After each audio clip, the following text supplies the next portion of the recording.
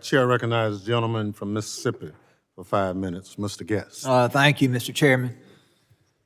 Secretary Mayorkas, as we're here today speaking on threats to the homeland, these threats are magnified by our unsecured border. A few moments ago, Director Wray, in response to a question by Mr. McCall, stated the border is a challenge. He referred to drugs, money laundering, guns, and violence. You referenced some of the same information in your report. On page 13, you say that transnational criminal organizations continue to pose a threat to the United States. You speak of drug-related crime, money laundering, human smuggling. Then on page 15, in further detail as it relates to human smuggling, you say at our southwest border we are experiencing historic levels of encounters. And we know that those are numbers that you referred to are borne out by the statistics that your agency puts out each and every month. Now, for the 8th straight month, we have had more than 200,000 encounters along our southwest border. Fiscal year 2022, those numbers were more than 2,378,000.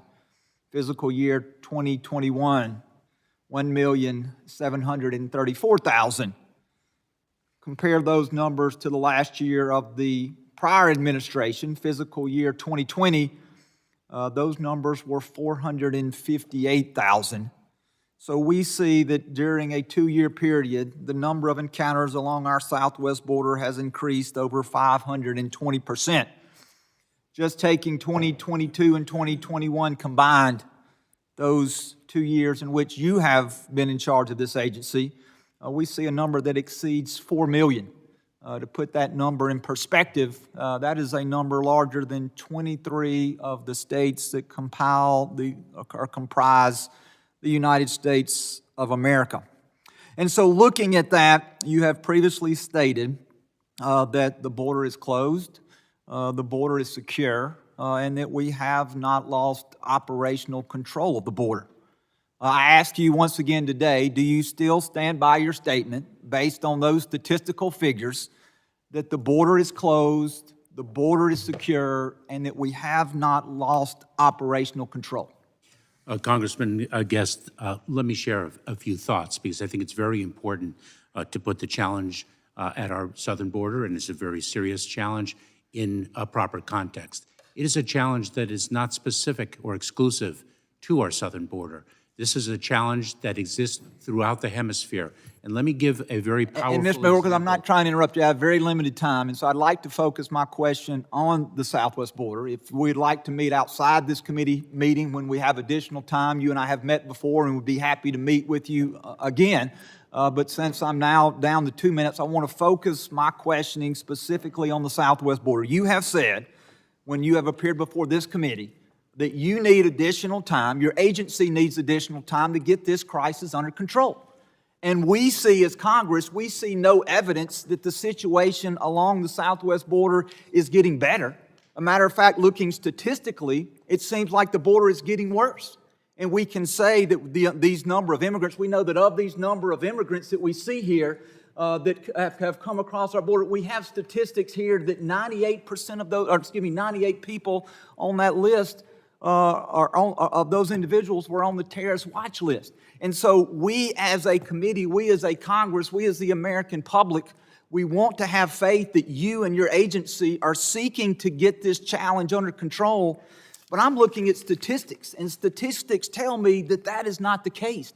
Statistics tell me that the border is only getting worse, and that since this administration has taken control, that the policies that you have put in place have failed, and that they have failed miserably. We know that Commissioner Mangus recently was forced to resign from office, and I applaud you for removing him. I thought he did a terrible job, and I hope that there are other people that you will remove and that you will work with a Republican-controlled Congress to find a way to secure the border. And so what I'm hoping and what I'm asking here, and I will give you the last 30 seconds of my time, is what will you do as in your current position to help us secure the border? Because that's what we all want. Republicans, Democrats, we want a secure border. We clearly do not have that now. And what will you help us do to make sure we get back to the levels that we saw in fiscal year 2020? Congressman Guest, I very much look forward to working with you and this entire committee to enhance the security of our border. Let me give 2 examples of things that we are doing and 2 things that I think Congress can do.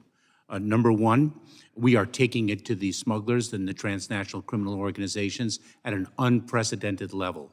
We have a disruption campaign, interagency disruption campaign that has led to more than 6,000 arrests, working not only in the interagency, but with our international partners. We are taking it to them at an unprecedented level, number 1.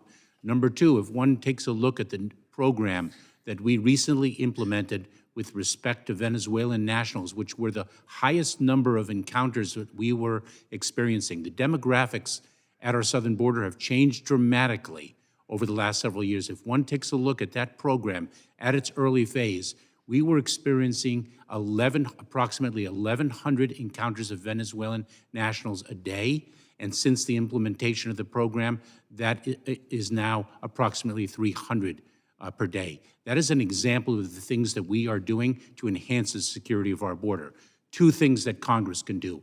Number 1 is pass our budget, which provides for additional resources to the Department of Homeland Security and others to enhance our border security, including for the first time since 2011, 300 more Border Patrol agents. And number 2, once and for all, pass immigration reform, including, for example, much-needed reform to our asylum system.